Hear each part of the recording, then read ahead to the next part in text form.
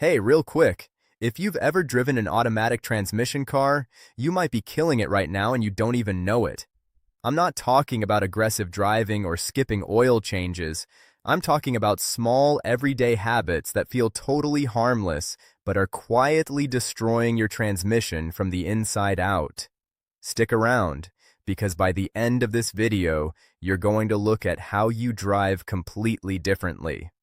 Welcome to Infinite Garage, and if you're new here, hit that subscribe button right now because we drop content like this every week that could save you thousands at the dealership. So let's get into it, because the first mistake on this list is something I almost guarantee you are doing right now. Every single day. You're sitting in your driveway, car running, warming up, maybe you just backed out, and you throw it into drive before the car has fully stopped rolling backward. Sound familiar? That little jolt you feel? That's not just a minor bump. That's your transmission absorbing a direction change it was never designed to handle. Your engine is still spinning one way, your wheels are rolling the other, and you just used your transmission as a mechanical brake. Do that a few thousand times over the life of your car, and you've just shaved years off your transmission's lifespan. Always come to a complete stop before switching between drive and reverse. Always. Full stop. Every time. Now here's one that's going to surprise a lot of people, and I know this because I used to do this myself on long highway drives. Keeping your hand resting on the gear selector. It feels natural, right? Like you're ready to shift, you're in control. But that light pressure your hand is putting on the shifter is actually pushing against the shift fork inside the transmission. Over time, that constant pressure causes premature wear on internal components that are not cheap to replace. Rest your hand on your thigh, on the center console, wherever. Just not on that shifter while you're cruising. Your transmission will thank you for it. Alright, here's a big one, and this one's gonna hit different for people who drive in stop-and-go traffic every day. If you're sitting at a red light or stuck in gridlock on the highway, you've probably been told to leave it in drive and just hold the brake. Fine. But what a lot of people also do is completely check out, scrolling their phone, zoning out, and they keep it in drive with the brake pressed for 5, 10, sometimes 15 minutes straight. Here's what's happening under the hood during that time. Your torque converter is still working, your transmission fluid is still circulating under pressure, and all that heat is building up with nowhere to go. Long story short, if you're going to be stopped for more than a minute or two, drop it into neutral. Takes half a second, and it gives your transmission a real break. On a hot Texas summer day or sitting in LA traffic, this one move can make a serious difference in how long your transmission lasts. And speaking of heat, let's talk about transmission fluid, because this is where most people are completely in the dark. You check your oil, you check your coolant, maybe you even check your tire pressure. But when was the last time you thought about your transmission fluid? A lot of automakers used to say it's a lifetime fluid. Don't worry about it, never change it. And that advice has cost people thousands of dollars in transmission rebuilds. The truth is, transmission fluid breaks down over time.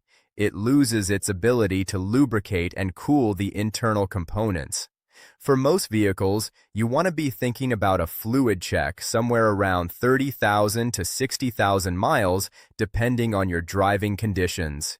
If you're towing, driving in extreme heat, or doing a lot of city driving, lean toward the lower end of that range. Here's something wild, though. And this is where it gets interesting. A lot of mechanics will actually warn you against changing transmission fluid on a high-mileage vehicle that has never had it changed. Why? Because old, dirty fluid actually gets thick and can sometimes help worn components hold together. Pour fresh fluid in, and those same worn parts may suddenly start slipping. So if you're buying a used car with unknown service history, get a fluid inspection before anything else. Don't just dump new fluid in and hope for the best. Okay, next up.